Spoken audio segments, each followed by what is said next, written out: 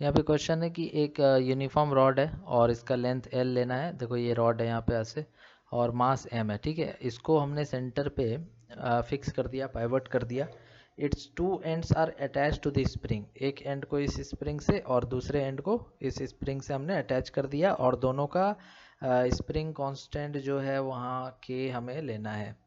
अभी rod is gently pushed through a small angle theta, मतलब कुछ एंगल थीटा से हमने इस रॉड को इस तरफ पुश किया है तो ये ऐसे दबेगा, ठीक है।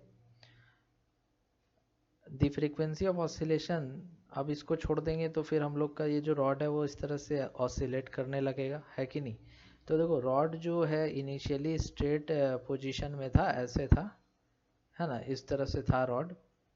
और फिर हमने क्या किया कि इसको हमने मतलब थोड़ा सा डिस्प्लेस कर दिया है ना। शुरू में ऐसे था और मान लो कि हमने इसको डिस्प्लेस करके थोड़ा इस तरफ दबा दिया ऐसे, ठीक है। तो ये अपने जगह से कुछ मूव कर गया है और अगर ये कुछ मूव किया है अपने जगह से तो इसको फिर से वापस छोड़ देने पर ये ऑसिलेट करने लगेगा। तो हमें यहाँ पर ऑसिलेशन की फ्रीक्वेंसी चाहिए।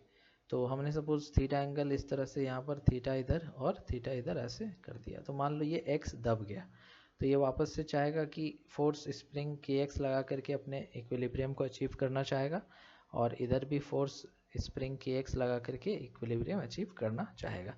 मीन्स इस पॉइंट के अबाउट अगर हम लोग टॉर्क लिखेंगे तो टॉर्क हमें मिल जाएगा एक के एक्स की वजह से जो कि डिस्टेंस है L/2, फिर दूसरा भी के एक्स की वजह से डिस्टेंस है L/2।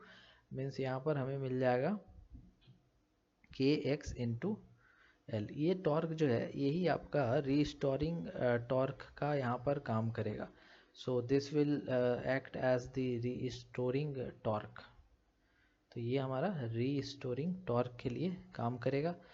तो अगर ये रीस्टोरिंग टॉर्क है तो हम लोग लिख सकते हैं torque equals to minus K X into L and torque equals to I alpha equals to minus K X into L and alpha equals to minus K X into L upon I, ठीक है। अब देखो x जो है ये x है ना, ये x है और ये L/2 है।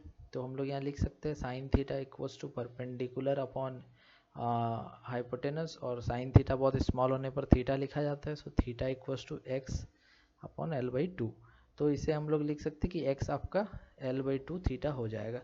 तो सिंपली यहाँ पर x को रिप्लेस कर दो, सो माइनस के एल अपॉन आई हो जाएगा एक्स इसके अबाउट ml² इंटू एक्स के जगह पर लिख देंगे हम लोग L/2 इंटू थीटा। देखो L² कैंसिल हो जाएगा और यहाँ पर हमारा 12 जो है ये 6 हो जाएगा। सो -6k/m इंटू थीटा, ये अल्फ़ा आया। अब अल्फ़ा में ये हमारा हो जाएगा ओमेगा²।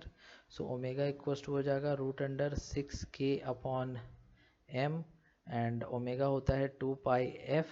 दैट मीन्स की फ्रीक्वेंसी हो जाएगा ओमेगा अपॉन 2π। सो 1/2π इंटू ओमेगा लिख दो 6k/m, ठीक है। ये आपका ऑप्शन नंबर डी जो है इसमें सही होगा। ओके।